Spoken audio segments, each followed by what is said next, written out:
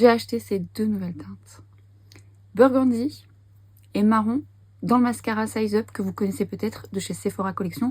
Moi, c'est un mascara de base que j'aime beaucoup parce qu'il m'apporte de la longueur, du volume et il déploie bien mes cils. Mais évidemment, le mascara, ça dépendra de vos cils, c'est ce qui divise le plus. En attendant, je savais que la brosse me plaisait et surtout, j'aime beaucoup de base les mascaras Burgundy. Je trouve que le mascara Burgundy met quand même pas mal d'iris en valeur, si tant est qu'il soit pas trop rouge non plus. Et le mascara marron peut être très utile pour les personnes qui aiment mettre du mascara mais en légèreté avec une légère couleur. Du coup, je vous ai mis en action ces deux couleurs que je vous mets à l'écran en même temps que je suis en train de vous parler pour que vous puissiez voir un petit peu le rendu de ces deux teintes. Et vous allez voir d'un peu plus près, le marron, on va plutôt dire que c'est un marron profond, un marron presque noir parce qu'il est quand même intense et il reste relativement neutre. Il n'a pas de sous-ton un peu chaud, ce que j'aime aussi quand même dans les mascaras marrons, mais ça pourra plaire à certains ou certaines d'entre vous. Évidemment, moi je travaille mon mascara, du coup on a de la longueur, de l'épaisseur et du volume, mais si vous le souhaitez en légèreté, c'est complètement possible. Ce que j'aime dans le mascara Size Up, c'est qu'il a plutôt une belle tenue. Bien que dans la nouvelle collection, maintenant vous avez un waterproof, si jamais ça peut vous être utile. Et alors, le Burgundy.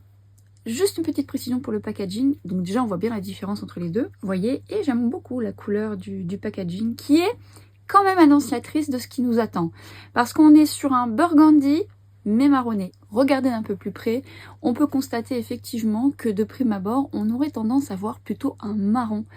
Un marron, mais quand on regarde d'un peu plus près et qu'on compare les deux, on peut constater qu'on a quand même une différence puisque effectivement le burgundy aura un côté plus chaud. Toutefois, je l'aurais voulu personnellement un petit peu plus chaud, voire un petit peu plus rouge, mais force est de constater que déjà, on voit quand même une différence, que ça sera très joli également sur les yeux verts, le burgundy.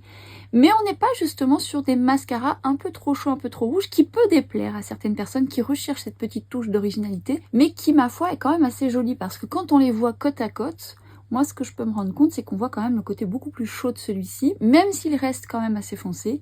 Il est plutôt flatteur et il est très très joli. J'aime beaucoup et je pense que je vais le porter assez souvent. Alors le marron évidemment parce qu'on est sur un marron profond et ça va avec tout. Mais là pour le coup ça apporte un peu de peps je trouve le burgundy et je le trouve quand même assez réussi.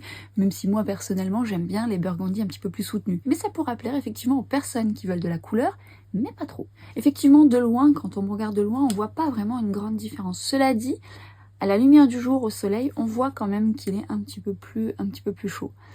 Et franchement, c'est pas pour me déplaire, c'est quand même très très joli. Après moi le résultat encore une fois j'aime beaucoup mais ça dépendra de vos cils. Je vous invite à rester connecté, à vous abonner si vous voulez une suite puisque d'autres tests mascara arrivent, que ce soit coloré ou non, en fonction du résultat que ça aura, peut-être que ça pourra vous plaire et avoir mon avis.